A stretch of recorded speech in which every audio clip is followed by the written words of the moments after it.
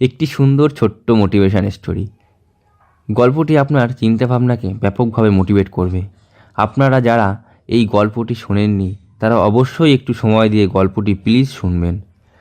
আপনার কাছে এই ছোট্ট গল্পটি হয়তো খুবই হেল্পফুল হবে। তো চলুন শুরু করা যাক।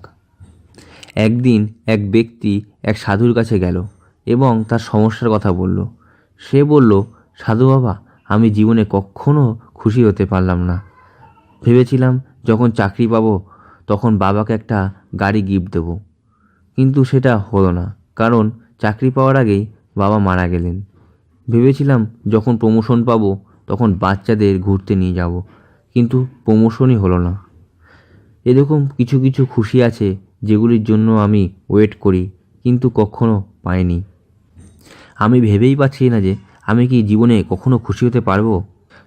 সাধু বাবা তখন সেই ব্যক্তিকে পাশের গার্ডেনে নিয়ে গেল, যেখানে এক লাইনে অনেকগুলি গোলাপ গাছ লাগানো রয়েছে। সাধু বাবা তখন ওই ব্যক্তিকে বললেন, লাইন দিয়ে এই ফুল দেখতে দেখতে যাও এবং সবথেকে সুন্দর ফুলটি তুলে আমার কাছে নিয়ে এসো। কিন্তু হ্যাঁ, একটা কথা মনে রাখবে, একবার যেই ফুল দেখে এগিয়ে চলে যাবে সেখান থেকে আর পিছিয়ে আসা যাবে না, কিন্তু ফুল তোমাকে আনতেই হবে। তখন ওই ব্যক্তি চলা শুরু করলো। ব্যক্তি কিছু বড় ফুল দেখলো, কিছু ছোট ফুল দেখলো।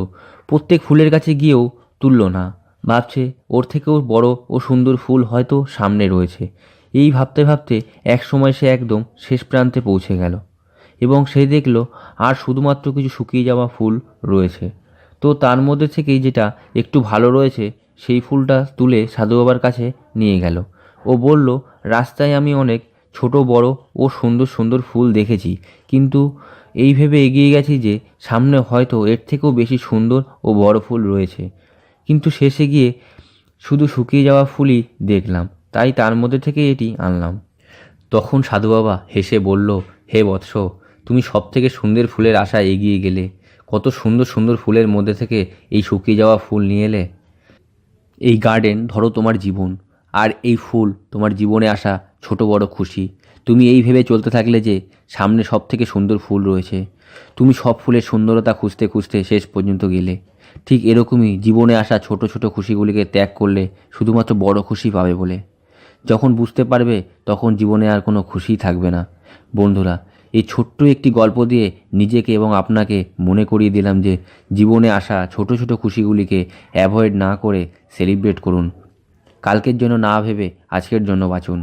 সবসময় খুশি থাকার চেষ্টা করুন। বন্ধুরা, গল্পটি আপনাদের কেমন লাগলো জানাবেন এবং আমার এই চ্যানেলটিকে প্লিজ সাবস্ক্রাইব করে নিন। আমি আরও ভালো ভিডিও আপনাদেরকে শেয়ার করার খুব চেষ্টা করব। ভালো থাকুন, ভালো রাখুন। নমস্কার।